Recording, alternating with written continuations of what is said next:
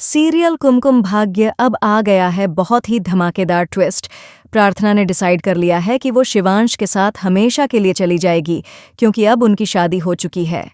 जी हाँ, सीरियल अब और भी इंटरेस्टिंग हो गया है। ये सब कैसे हुआ, चलिए बताते हैं। क्यों मान गई प्रार्थना शिवांश के साथ जाने के लिए? लेकिन हाँ, अगर आपने अभी तक हमारे चैनल को सब्सक्राइब नहीं किया है तो जल्दी से कर लीजिए।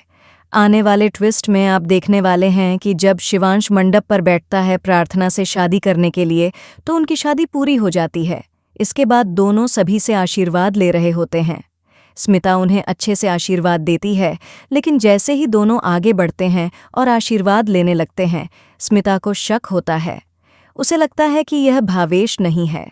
फिर वो उसका सेहरा हटा देती है और सामने आता है शिवांश। यह देखकर सभी चौंक जाते हैं। उसी वक्त वहां रौनक भी आ जाता है। असल में रौनक को कमरे में भावेश नहीं बल्कि कोई और मिलता है, जिससे उसे अंदाजा होता है कि कुछ गड़बड़ है। जब वो मंडप में आता है तो देखता है कि शिवांश और प्रार्थना की शादी हो चुकी है। पंडित जी भी साफ साफ कहते हैं कि यह शादी विधि विधान से पूरी हुई है। यह सुनकर रौनक बहुत गुस्से में आ जाता है, लेकिन वो कुछ कर नहीं पाता। वहीं दूसरी ओर प्रार्थना की माँ उसे समझाती है कि अब उसकी शादी शिवांश से हो चुकी है, चाहे वो माने या ना माने, उसे अब उसी के साथ जाना पड़ेगा।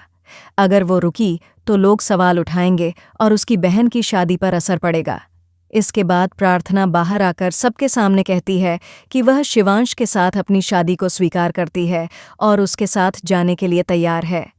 यह सब देखकर रौनक को और भी गुस्सा आता है।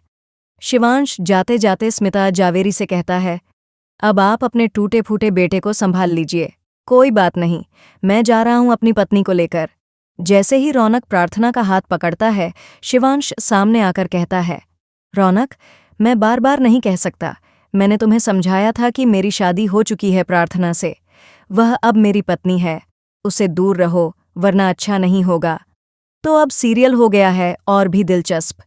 आप कितने एक्साइटेड हैं आने वाले ट्विस्ट के लिए? हमें कमेंट बॉक्स में ज़रूर बताएं।